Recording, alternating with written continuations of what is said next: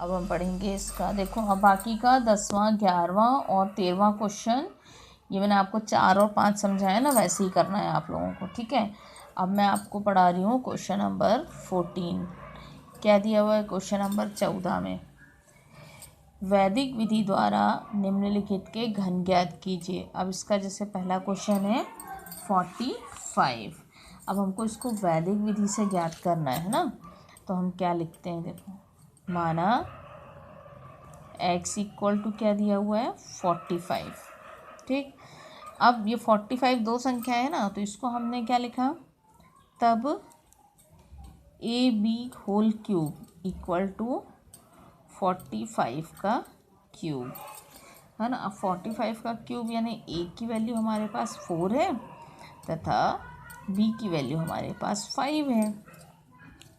अब वैदिक विधि में हमने सॉल्व किया, तो वैदिक विधि के लिए हम फॉर्मूला लगाते हैं ये वाला, a plus b whole cube बराबर a cube plus 3a² b plus 3ab square plus b cube. ये वाला हम फॉर्मूला लगाएंगे वैदिक विधि में। आ रहा है सभी को समझ में? अब वैल्यू पुट करते हैं। देखो आप क्या करो, सबसे पहले ऐसे कॉलम बना लो, 1 2 4, ऐसे कॉलम बना लिए, ठीक है। अब कॉलम बनाने के बाद आप क्या करोगे? ये वाला जो फॉर्मूला है ना, इसको हम अलग अलग फिट करते हैं। कैसे? a क्यूब, यहाँ पे 3a² b, यहाँ 3ab स्क्वायर और फिर b क्यूब, ठीक है। इसको यहाँ पे हमने ऐसे फीड कर दिया। आराम से समझना, बहुत अच्छा क्वेश्चन है, समझ में आ जाएगा फटाफट। ये फीड कर दिया हमने इसको। अब a की वैल्यू हमारे पास क्या है 4, तो a क्यूब की वैल्यू 4 है ना, तो हमने यहाँ लिखा 4 का क्यूब।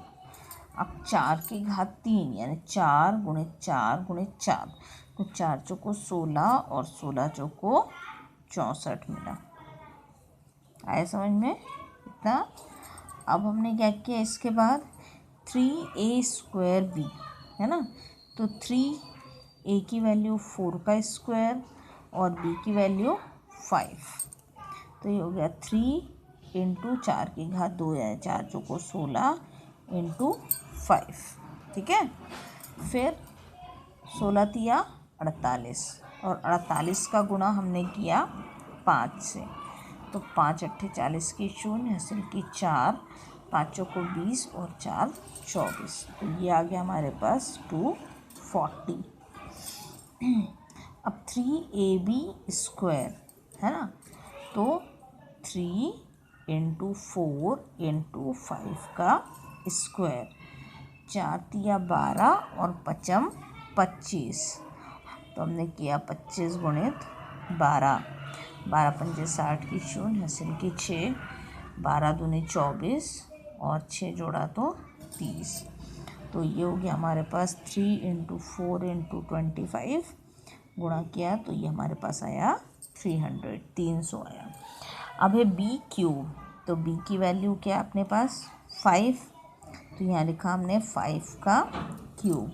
अब 5 गुणित 5 गुणित 5, 5 25 और 25 पंजे 125 हो गया। अब इसका तरीका देखो आगे क्या होता है, ठीक है।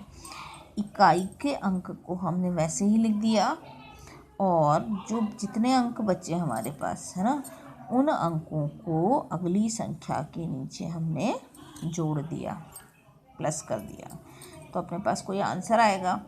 ये आया 2 1 और 3, ऐसा आंसर आया ना। अब हम आगे क्या करते हैं,